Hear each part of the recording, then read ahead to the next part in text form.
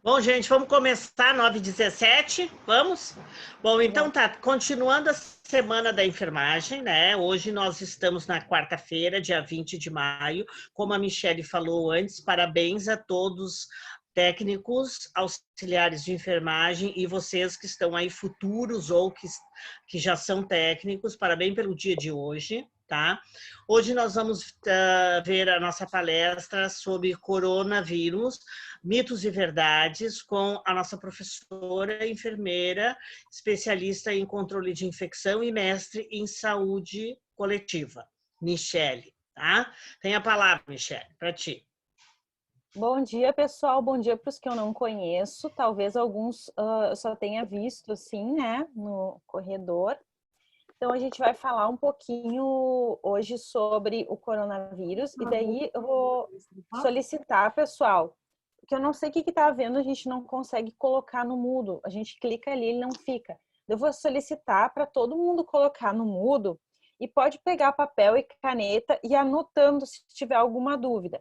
Se tiver alguma coisa que eu não falar ali e que vocês gostariam de saber, que tem dúvida, pode perguntar no final, tá? Não tem problema.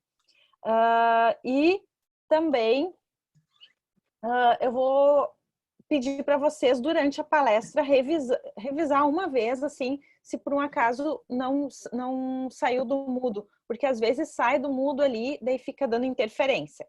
Podemos combinar isso? Certo? Então tá.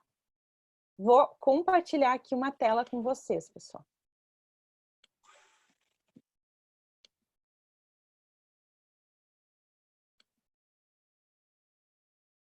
Bom, pessoal, então agora, deixa eu arrumar aqui minha câmera. Agora eu vou conversar um pouquinho com vocês sobre o coronavírus, os mitos e verdades, né? O que será que é isso? Então, o primeiro enfoque que a gente tem que ter na nossa mente, né, é que tudo está em constante aperfeiçoamento e os cientistas e profissionais sempre buscam o que é o melhor para a população. Então, isso a gente já fica mais seguro, por quê? Porque muitas vezes a gente vê fake news, notícias, tragédias, né, falando só número de mortos e tal, e a gente fica muito preocupado. Não tô falando não fique nada preocupado, não é isso. É só para a gente também pensar que sempre está sendo buscado o melhor para todo mundo, tá? E outra coisa, pessoal, que a gente tem que ter em mente, que quando eu fui estudar, quando eu fui fazer mestrado em saúde coletiva, ampliou isso na minha mente, né? Que a gente tem que ter o pensamento da coletividade. O que é melhor para a coletividade? A gente tem que sair um pouquinho do individual. Porque no individual, a pessoa vai dizer assim, eu não vou usar máscara aqui nada, né? Mas se eu penso no coletivo, eu uso porque eu não quero, por mais que, vamos supor que eu já tenha tido, né? Alguém da minha família já tenha tido, eu não vou passar para as outras pessoas, né? Então, sempre pensar no coletivo. Outro item que essa profissional das Nações Unidas relatou, né? Essas são águas desconhecidas para todos nós. Isso ela relatou lá em março, tá?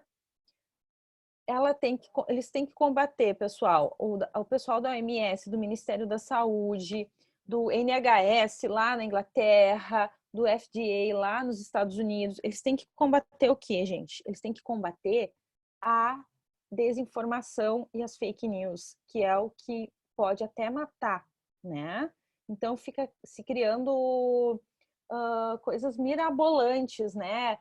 Eu já vi de tudo, assim. Nossa, o pessoal cria muita coisa, né, nas fake news. A verdade. Qual é a verdade? Que a verdade absoluta não existe. Por quê? Porque esse vírus ele está sendo estudado, ele está sendo pesquisado como que ele age no corpo da gente, como que ele age no corpo de cada pessoa, como que ele age no corpo do diabético, como que ele age no corpo de quem tem hipertensão, né? Então, como ele está sendo constantemente estudado e a gente não tem uma verdade absoluta. O que eu estou falando aqui para vocês hoje talvez daqui uma semana não seja mais, alguma coisa já tenha mudado até. Por quê? Porque está em constante estudo. E cuidado, pessoal, com verdades absolutas. Aquela pessoa que diz, é isso, eu tenho certeza que é isso. Em primeiro lugar, a pessoa muitas vezes nem é um pesquisador e muitas vezes nem é da área da saúde, né? E, segundo lugar, nem os próprios pesquisadores, os que ganharam já prêmio Nobel de medicina, de química, de biologia, nem eles sabem, quanto mais, né, opiniões pessoais. Então, a gente tem que ter cuidado com verdades absolutas, né? Observe. Qual a fonte da informação que você pegou? Da onde que você pegou? Pegou do Whats, né?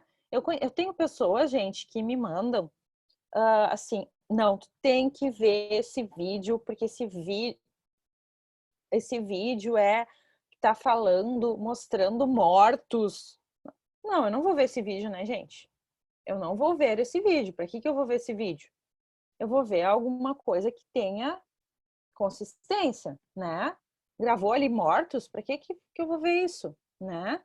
Então, a gente sempre tem que cuidar o local que a gente está pegando a informação. Escolher fontes confiáveis. Quais são as fontes? Como que eu escolho isso?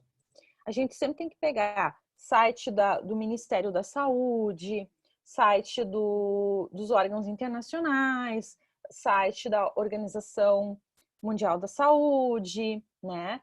Então, evita, gente, pegar notícias de manchete, assim. O que é manchete? Tantos morreram, é uma tragédia nacional.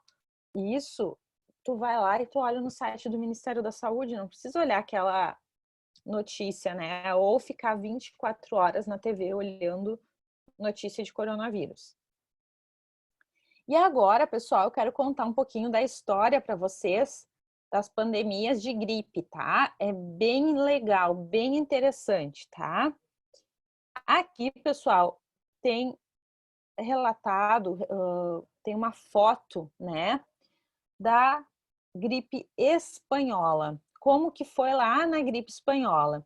Então, entre 1918 e 1919, até um pouquinho de 1920 ainda pegou, a gente teve o fim da Primeira Guerra Mundial, da Primeira Grande Guerra, e a gente culminou com uma gripe que foi denominada gripe espanhola. Muita gente acha que a gripe espanhola era porque a Espanha teve muitos casos. Não, não foi por causa disso, gente. É que naquela época não tinha WhatsApp, não tinha Face, não tinha internet, televisão não se tinha assim como se tem hoje. Então, o que aconteceu? Quem não estava tão envolvido na guerra, Estados Unidos estava, tá? Quem não estava começou a dar as notícias. E o principal país que dava as notícias para o resto do mundo era a Espanha. Então, se denominou gripe espanhola. E como que eles davam as notícias? Através de telégrafo, de correspondência e principalmente de jornais, tá? Então, eles que falavam, por isso que ficou esse nome, tá? Mas não tem nada a ver que a Espanha teve. Quem teve mais casos foi os Estados Unidos. Coincidência, né, gente? Bastante coincidência, olha só. Agora, quem que tá com mais casos, né? Estados Unidos, novamente. Esse cartaz aqui, pessoal, foi retirado da internet. É um cartaz que era realmente utilizado lá nos Estados Unidos naquela época, tá? O que esse cartaz dizia? A influenza, que ela é frequentemente complicada com pneumonia. Prevalente na América. América, gente, eles não estão falando América Latina, eles estão falando América do Norte, que seria Canadá, Estados Unidos, tá? Se tiver resfriado ou com tosse, não entre no teatro. Por quê? Porque naquela época o passatempo deles era ir no teatro, olhar uma peça, olhar um cantor lírico ou um cantor, né, um grupo. Então era o passatempo, só que não podia. Outra coincidência, né, gente? Ó, evitar aglomerações. Vá para casa e fique na cama até melhorar. Então, eles orientavam quem está sentindo sintomas, vá para casa, né? E fique até melhorar para não passar para os outros. E aqui tem fotos, pessoal, dos profissionais que atendiam. Então, ali a gente pode ver um médico e uma enfermeira, e ali alguns enfermeiros, né? Umas enfermeiras e umas crianças também, todos de máscara naquela época, né? Como a gente está hoje, tá? Só que naquela época, pessoal, os profissionais, eles não tinham essas máscaras que os profissionais têm hoje. Eles usavam máscara de pano, de tecido, de algodão. Hoje em dia, os profissionais já têm aquelas máscaras mais específicas, né? E qual foi o vírus que causou a gripe espanhola, Michele? Foi o H1, influenza A, H1N1. Tá? Eu tô aqui numa ponta, desculpa pessoal, que eu tô perto de um móvel que meio que às vezes tranca meu fone. Então foi o influenza A, H1N1, tá? E esse influenza A H1N1, naquela época, lá em 1918, não era o mesmo tipo de influenza A H1N1 que foi em 2009. Tá? Por quê? Porque em 2009 a gente chamou de gripe suína. Tá? Então, o que era aquele vírus? Era um que não tinha ainda, vou explicar um pouquinho para vocês como é que é o ciclo do vírus, tá? Geralmente ele faz o ciclo animal, humano, animal, humano. O que significa isso? Quer dizer que ele fica ali no corpo do animal, porque o vírus sempre precisa de um organismo vivo para se multiplicar.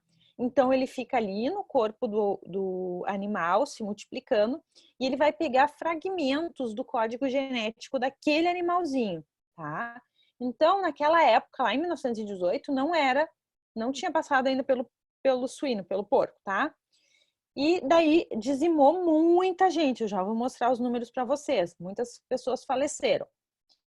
Depois passou bastante tempo, né? O vírus mudou, o mesmo influenza A H1N1 mudou e ele passou pelo porquinho e atingiu o humano, tá?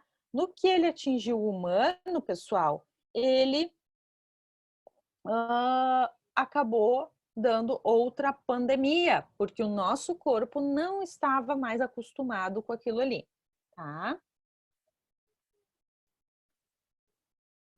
Agora, em 1976, vocês podem observar ali que a gente teve uma gripe suína não epidêmica, tá? Que ficou restrita em alguns locais, mas não formou uma epidemia, tá? Só em 2009 que ela foi formar uma epidemia.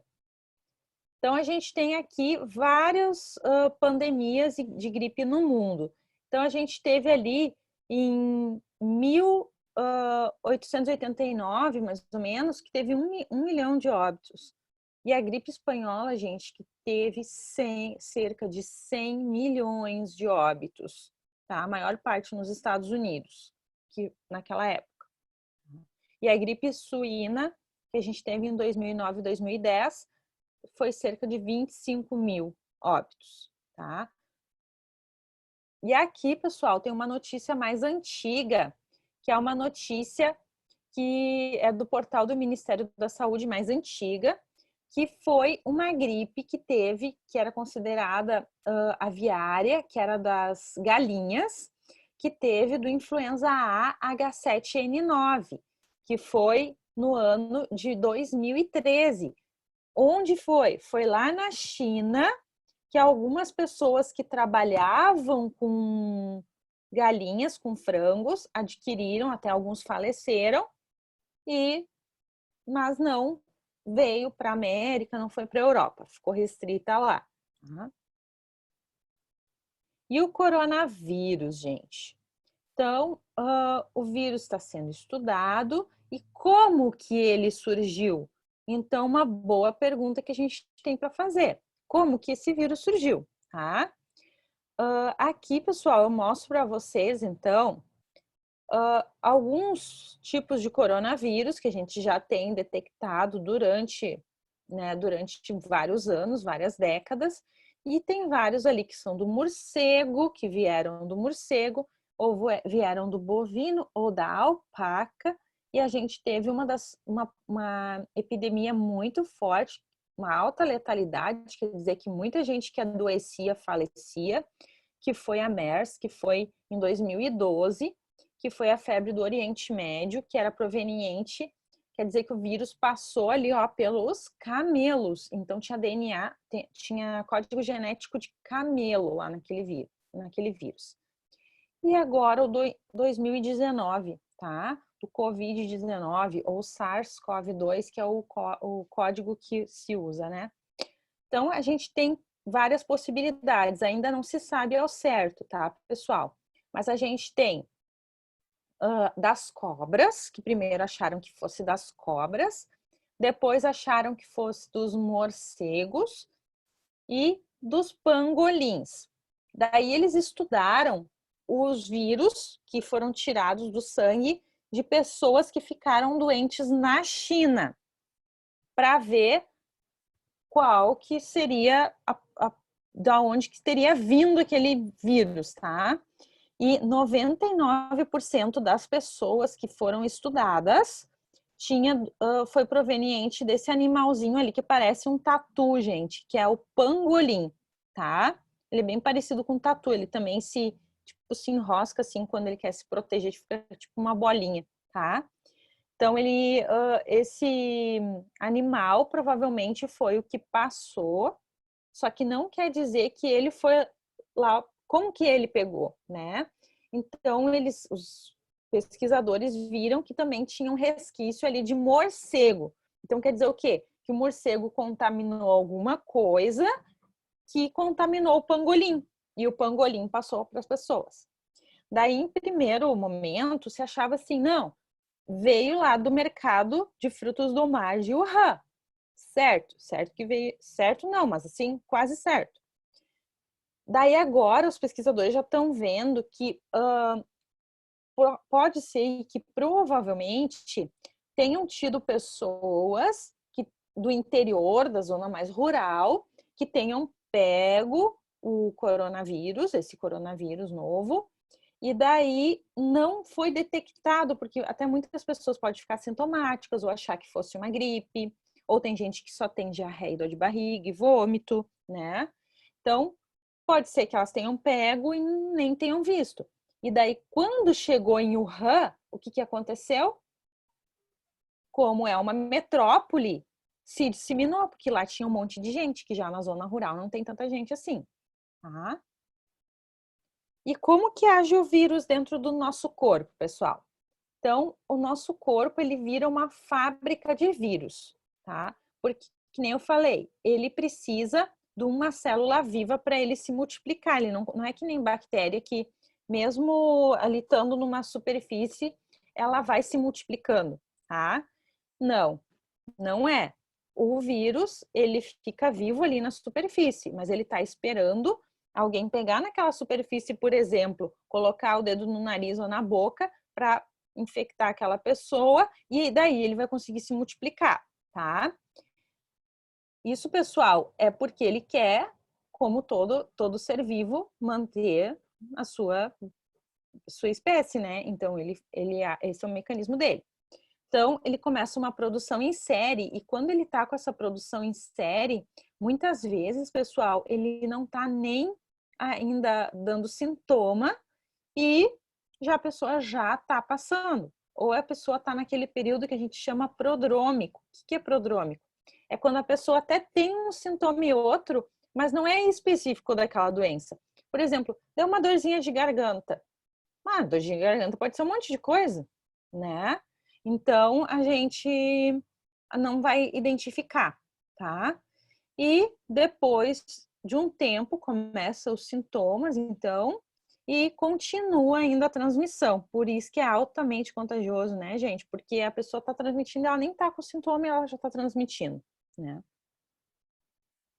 E como que é essa transmissão, então? Só para a gente retomar, reforçar. Eu sei que vocês já ouviram falar bastante, mas vamos retomar, porque às vezes a gente ouve algumas coisas que não são verdades, né? Então, contamina as mãos, a pessoa tosse ou espirra na mão e daí vai contaminando a mão. Ou contamina o ambiente, por exemplo, maçaneta, torneira, e daí vai alguém ali, toca ali naquele carrinho do mercado, cestinho do mercado, maçaneta, e toca no olho, por exemplo. Daí a pessoa pode se contaminar. Ou então, diretamente pelo tosse e espirro na pessoa, né? Aqui, pessoal, eu trouxe umas imagens que são tiradas com com aquelas câmeras de tirar da imagem em câmera lenta, tá? E aqui são fotos reais de pessoas quando elas espirraram ou elas tossiram, tá? Então, essa aqui espirrou. Olha só, gente, o alcance das gotículas do nosso espirro, né? Então, é bem... Olha essa, gente. Olha essa aí tá, né? Um jato. Olha a contaminação para os lados, né? Nossa, complicado. Esse aqui tossindo, olha a tosse, né? As gotículas da tosse. Olha esse, parece um vulcão, né? Em erupção, tossindo. Então, a tosse provoca isso, certo? E como são os exames, pessoal? Os exames, eles são feitos através de coletas laboratoriais e tem dois tipos, que até a gente estava falando um pouquinho antes de começar a palestra, quem já estava escutando, que a Inês estava comentando, eu estava comentando também. Esse aqui, pessoal, ó, vamos prestar bastante atenção, porque quando perguntarem para vocês, vocês já sabem explicar. Esse aqui é o exame aquele que eles falam quando dão coletiva do Ministério da Saúde e tal, PCR que falam, tá? Esse aqui é aquele exame lá, que é o quê? Ele é retirada, tem que ser a retirada de células dessa partezinha, não sei se vocês conseguem ver, mas essa partezinha aqui do nariz, tá? Por dentro. Que é ali que o vírus fica mais quantidade de vírus. Só que detalhe, gente, não é tirar secreção. Eu trabalhei muitos anos com amostras laboratoriais, tá? Já fiz até cursos no LACEN, que é o Laboratório Central, curso com a Fiocruz e, gente, nesse tipo de exame, nesse específico, não é retirada de secreção. Tem que ser raspagem das células, não é raspar com uma espátula. É só passar o cotonete, que é o suave, que é o nome, tá? Então, só passa esse cotonetezinho ali, que o nome é suave, e coloca ali e manda para o laboratório. Tem um meio de transporte que a gente chama viral para o vírus durar até chegar no laboratório, tá? Esse outro que vocês estão vendo ali do lado, que não é do cotonete, a gente chama de bronquinho, que a gente conecta uma sondinha ali e faz uma aspiração. Mas isso é só em determinadas situações, às vezes criança que está na UTI, alguma coisa assim. O mais comum é com aquele suave ali, tá? Então, esse aqui é o correto para quando a pessoa está com a doença ativa.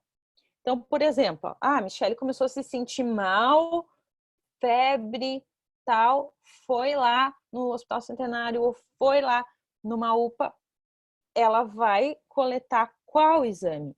Esse que eu estou mostrando para vocês, tá?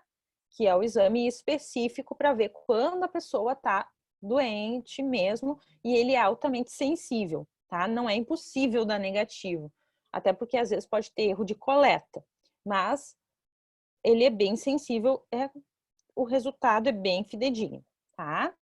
E aqui é como que é feita a coleta, então. Ali está mostrando bem direitinho, né? Coleta, bota os EPIs e coleta do paciente. E esse que a gente estava falando, gente, que é o teste rápido, tá?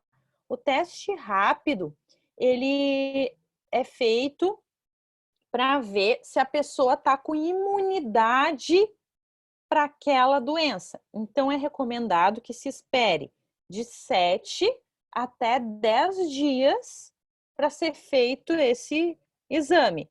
Porque o que pode acontecer? Vamos supor que eu estou com a doença ativa agora. Pode ser que o meu exame dê negativo, só que, na verdade, eu estou com a doença, porque ainda não fiquei... Meu corpo não deu tempo de fazer de criar essa imunidade, tá? Uma dúvida, pessoal, que que eu tô vendo na internet, até eu não, em outra palestra eu não falei, mas agora eu me lembrei de falar, porque eu tô vendo, assim, desde ontem que tá tendo bastante, que o pessoal tá fazendo, né? O pessoal tá fazendo, tá indo no laboratório fazer, pagando para fazer, tá? Daí o pessoal fica na dúvida, o meu IgM, IgG, o que significa isso, né? Que deu positivo. Se a pessoa deu o IgG, que está escrito ali positivo, quer dizer que ela está com a memória, ela criou aquela imunidade. O IgM, geralmente, é quando está com a doença ativa. Só que ele não é muito, assim, nesse teste aqui, não é muito fidedigno, tá? Aqui no teste rápido não vai ter IgG e IgM. Vai ter vai dar 2 listrinhas ali e vai dar que tá com imunidade. Agora, se tu for fazer no laboratório, tirar o sangue, daí vai ser esse outro, tá? Então, existem esses dois para ver se tem imunidade. Ou no laboratório ou esse teste rápido. A Universidade Federal de Pelotas, ela fez uma pesquisa com testes rápidos aqui no Rio Grande do Sul e está ampliando para todo o Brasil, para a gente ver qual a porcentagem da população que está com imunidade contra o coronavírus. Porque muita gente, como já tem sido falado, vai ter tido e nem teve sintoma. Ou teve uma dorzinha de garganta, achou que não era nada e era o coronavírus. Então, a gente tem que estar atento para esses resultados. Por quê? Porque isso vai ser muito importante, porque a gente estava falando antes de começar a palestra, que é a abertura das coisas, de voltar ao normal, né? Abrir normal. Por quê? Porque quanto mais pessoas com imunidade tiverem, melhor é, porque menos gente pode ficar gravemente doente, porque até já teve a doença, tá? Eu vou falar um pouquinho mais disso daqui a pouquinho. O distanciamento social, gente, isso é muita dúvida de muita gente, tá? Tem vários tipos de distanciamento, mas o que acontece? Por que ele é importante, né? Por quê? Porque se eu não faço distanciamento social, muita gente pode ficar doente, muito grave. E a gente não vai ter profissional da saúde, a gente não vai ter respirador, e a gente não vai ter local para botar essas pessoas internadas. Então, alguns podem até falecer. Então, por isso que a gente tem que fazer. E como a Inês falou no início, antes da gente começar a palestra, a gente está, por exemplo, no Rio Grande do Sul, nesse nível, pensaram a princípio que o Rio Grande do Sul ia ser o pior estado, por causa do frio e tal, das condições climáticas, só que a gente está bem, gente. Por quê? Porque realmente a gente fez esse distanciamento, né? O que acontece? A gente não pode voltar de sopetão. Por quê? Porque daí acontece que nem a Inês falou ali na França, que volta e daí tem que fechar de novo, porque um monte de gente pega, né? Então, a gente tem que ir aos pouquinhos, tendo essa reabertura, para então, depois ter uma reabertura total, tá? E aqui, pessoal, tem o cartaz, então, do Ministério da Saúde, que vocês já devem ter visto, mas aqui só reforça, gente, que é muito importante a gente ter esses cuidados. Vamos supor que a pessoa fez o exame, fez o teste rápido, sei lá, e deu que ela já teve, tá? Mesmo assim, ela tem que cuidar. Por quê? Porque ela pode pegar na mão ali e contaminar o ambiente para outras pessoas. Ela pode estar no mercado contaminando. Ou, pessoal, ela pode também ter uma situação que está sendo estudada se as pessoas têm ou não possibilidade de se reinfectarem. Tá? Tem pessoas relatadas que foi considerado a princípio reinfecção. Só que agora estão estudando para ver se realmente foi reinfecção ou se era daquele que ela já tinha tido, tá? Daquele vírus que ela já tinha tido ou se ela pegou de novo. Então, a gente não sabe ainda, é tudo novo. Então, a gente tem que cuidar, tá? Mesmo quem já teve tem que cuidar. Poder do distanciamento social. Então, o que eu estava falando ali. Gente, se a gente não se a gente não restringe, o que acontece? Em 30 dias, uma pessoa contamina 406, tá? Se a gente restringe, uma pessoa contamina 2,5 depois de 30 dias, né? Então, é muito importante esse distanciamento, né, nesse momento. E utilizar a etiqueta da tosse. Sempre ter algo para proteger, nunca tossir na mão, né? Sempre tossir no braço, se não tiver... Ah, meu Deus, me deu agora uma vontade, eu tô dando aqui a palestra para vocês e me deu uma vontade, eu não tô com nada, o que eu vou fazer? Na mão, não na mão. Desculpa, pessoal. No braço, nunca na mão, tá? No braço. Por quê? Não importa se eu tô em casa, onde que eu tô. Isso já tem que mentalizar. Isso eu já faço há muitos anos, gente. Quem já é meu aluno, o Edri ali é meu aluno, já viu eu fazendo isso, né, Edri? Eu nunca tuço ou espirro na mão, é sempre no braço, porque daí a gente evita de contaminar o ambiente, se a gente tá com alguma coisa. Então, por que a gente usa o álcool 70? Por que tem que ser 70? Tá? Eu vou explicar para vocês. Isso é uma grande dúvida que eu vejo na internet, nas mídias sociais, né? Por que 70? O que acontece, gente? O álcool, aquele que a gente compra, que é a graduação de 44%, 46%, 48%, ele quer dizer o quê? Que ele tem 40 e poucos por cento de álcool e 50 e poucos por cento de água, tá? De água, não é água da torneira, é água especial, estéreo. Então, ele tem essa concentração. O que acontece? Ele é muito diluído. Então, tu passas ali naquela superfície, como ele está muito diluído, ele não vai eliminar totalmente aqueles germes, bactérias, vírus que a gente quer eliminar, tá? Para a gente usar em casa no nosso dia a dia, quando não é pandemia, tá bom, porque a gente não tem tantas, né, micro-organismos resistentes. Mas, por exemplo, para um hospital não pode, né? Já o álcool 90 e poucos, que geralmente os alunos me falam assim, mas Michele, tem aquele 90 e poucos, deve ser até melhor que o 70, porque ele é 90 e poucos, né? Não, pessoal, por quê? Porque o 90, 95, 90, sei lá, qualquer graduação de 90 e poucos, tu passa na superfície, ele evapora muito rápido. Então, tu passou ali, ele evapora. E daí ele não dá o tempo que precisa para penetrar nos micro-organismos e matar eles, tá? Eliminar eles ali, daquela superfície, tá? Já a graduação entre 60 e 70, ela é boa. Pode pesquisar ali, site da Anvisa, OMS, tá? Os estudos comprovam, entre 60 e 70 é o que é melhor. O melhor de tudo, o must, é o 70. Mas se tu fores no mercado e tiver lá um de 65, 62, 68, pode comprar que ele é eficaz sim, tá? Ele vai ser eficaz, tá? Essa graduação de 60. Por quê? Porque tu passa na superfície e ele fica agindo um pouquinho até evaporar e vai conseguir eliminar os micro-organismos. Quer dizer o quê? Que ele tem 70% de álcool e 30% de água, tá? Essa concentração.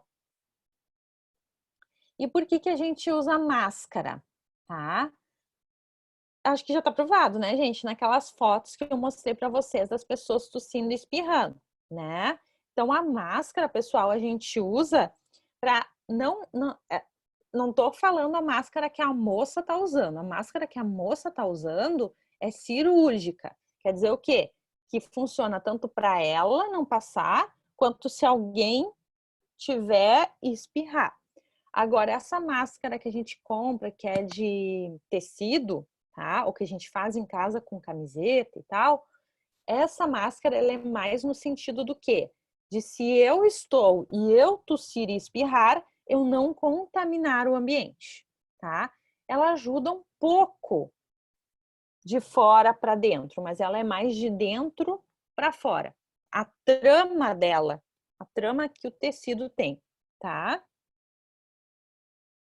Então, sempre relembrando, gente, nunca a gente tocar na máscara, a gente sempre pegar pela alcinha, tá? Se eu tô com a máscara, também não ficar tocando na máscara. Tocar na máscara e coçar o olho, né?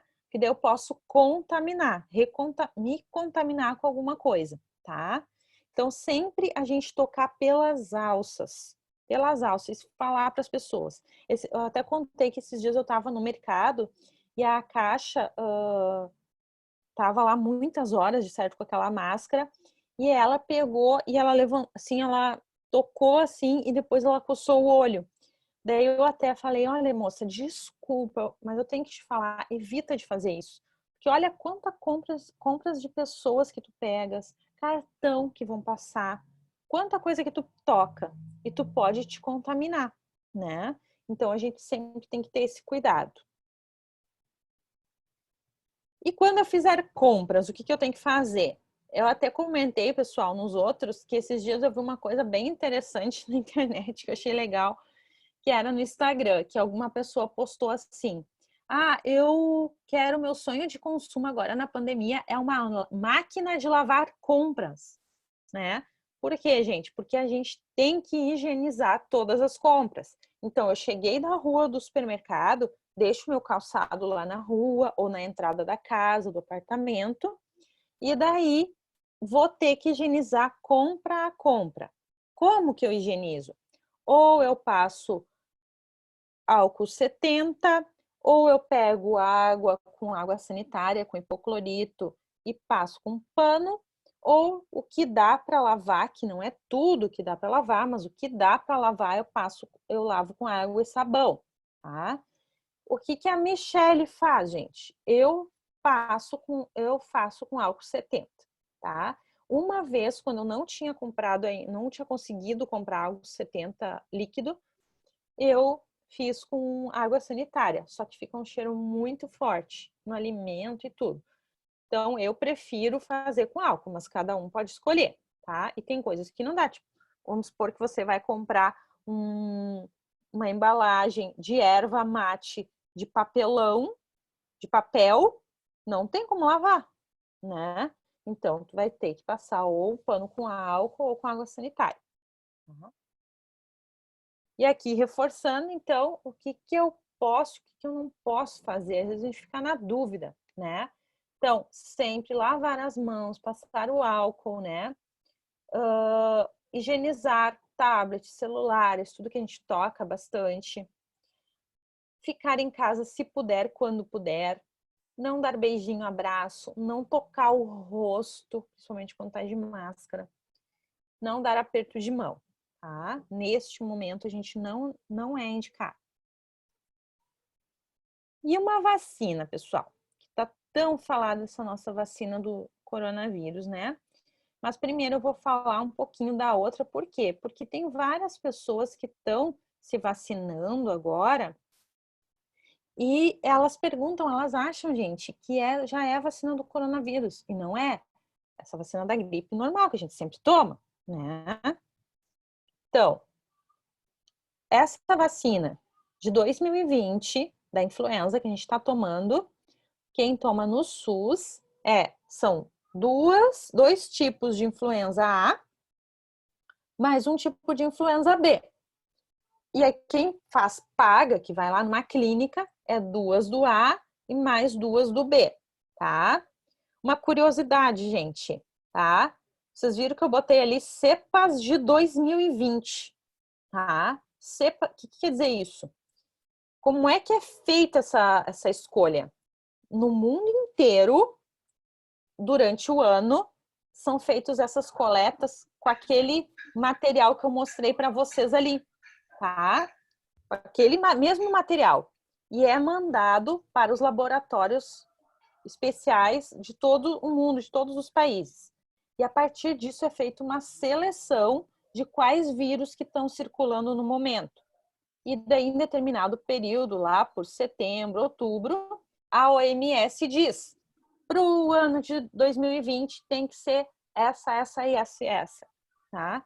Mas é tudo, pessoal, com a cepa do ano 2019.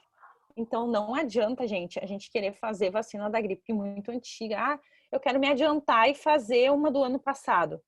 Não vai ser o que está circulando no momento, tá? Tem que esperar vir a atual. E aqui uma notícia das Nações Unidas. A OMS começa os testes com a vacina do coronavírus, tá? Então, essa aqui é de 1º de maio. 6 potenciais vacinas contra o coronavírus já começaram testes em humanos, tá? Então, tem 3 que são da China, tá? São laboratórios chineses, gente, que fizeram vários tipos de vacinas. Tem vacinas que são com o próprio coronavírus fraquinho, tá? Bem fraco, que pode ser feita uma vacina, que algumas vacinas, como da febre amarela, é feita dessa forma.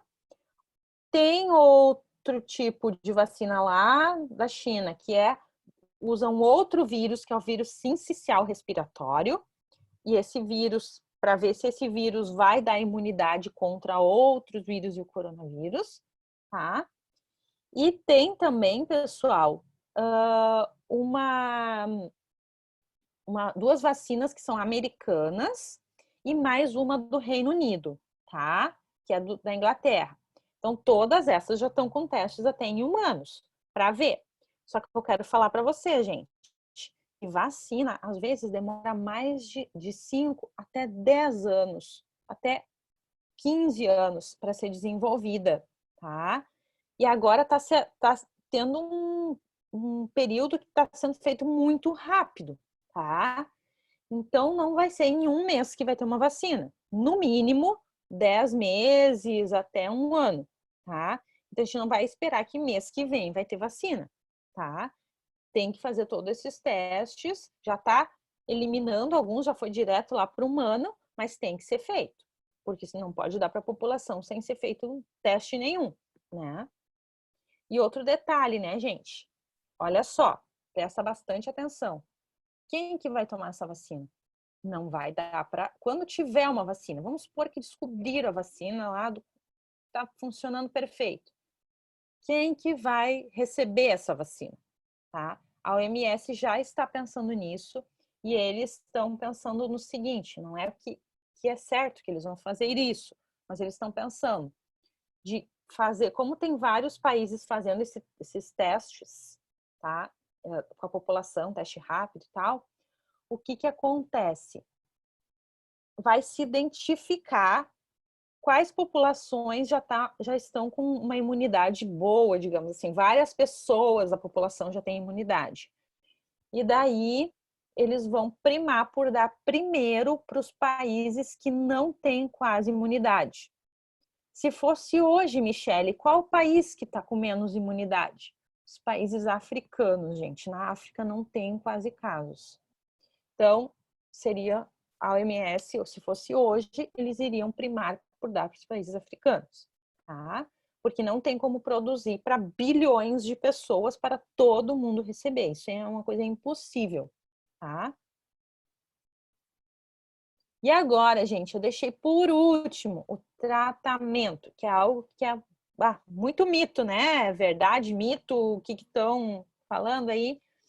Então, esse artigo, gente, saiu agora em meados de abril. É um artigo que a gente chama de revisão sistemática, que é um artigo de uma revisão bem grande. Eles pegaram mais de 1.300 artigos, mais de 1.300 estudos que foram feitos sobre os tratamentos para coronavírus.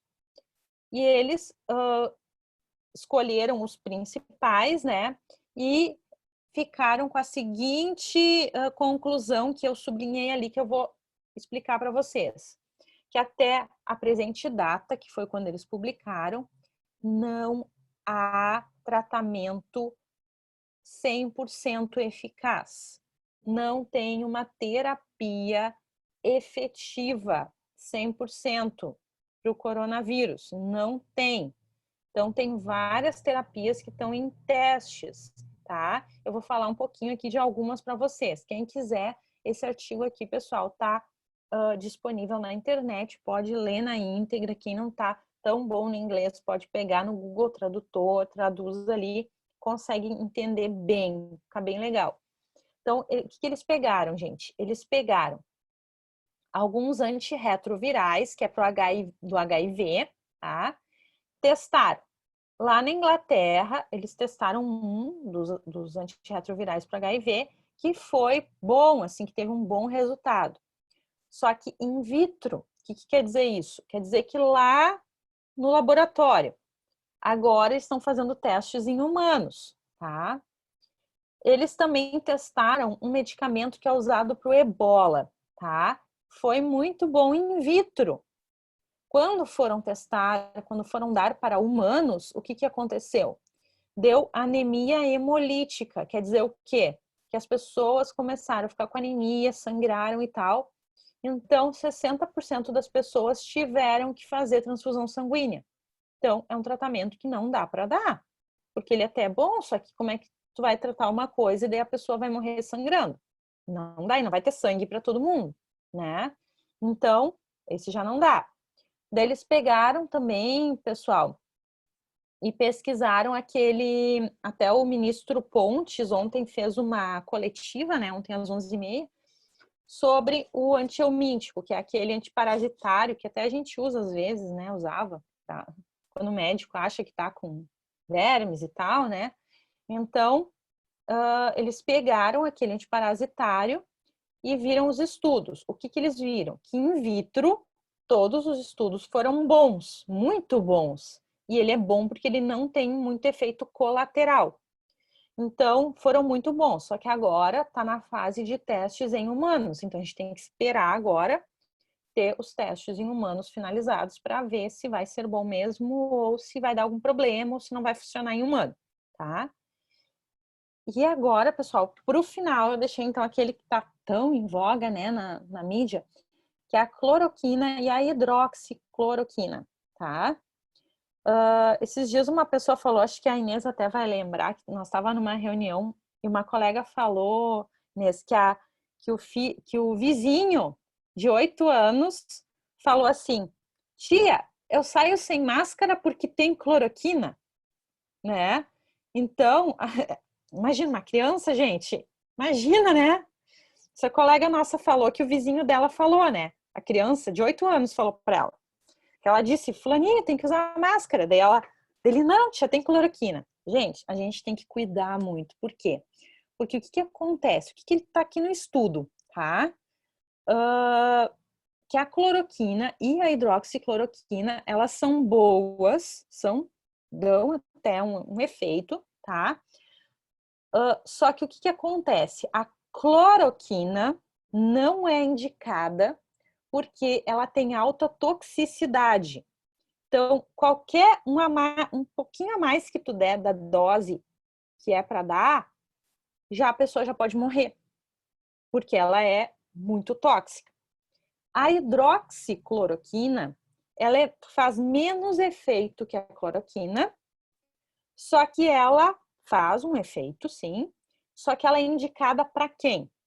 Para quem tem gravidade, que está grave, mais grave, que está num hospital. Por que, Michele, que é indicado isso? Então, os estudos relataram o quê? Que a hidroxicloroquina, ela pode dar uma arritmia cardíaca, tá? Então, ela tem um determinado momento ali da contração do músculo cardíaco que ela dá uma arritmia. Então, a pessoa pode ter, por exemplo, uma parada. Então, imagina ela tá tomando em casa ali e ela vai ter uma parada, né? Então, ela tem que estar monitorizada.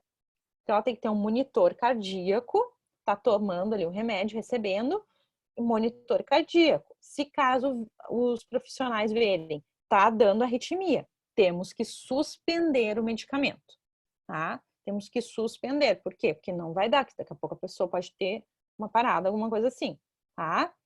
Então, pessoal, outro viés que a gente chama, o que é viés? É que a gente não pode confiar tanto, tá? Que muitos estudos com a hidroxicloroquina e com a cloroquina foram feitos com poucos pacientes. Então, por exemplo, estudos italianos foram feitos com 36, com 50 pacientes, tá?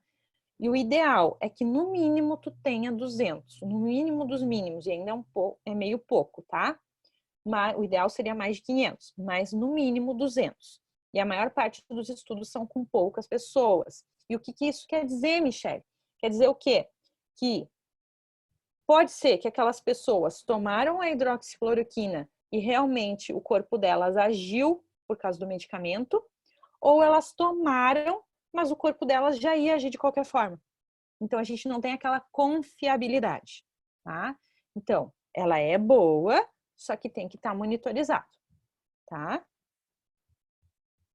E muito obrigado, pessoal, porque quem acordou aí na sua quarentena e assistiu, né? Eu vou parar aqui para agora, vamos abrir para algumas perguntas.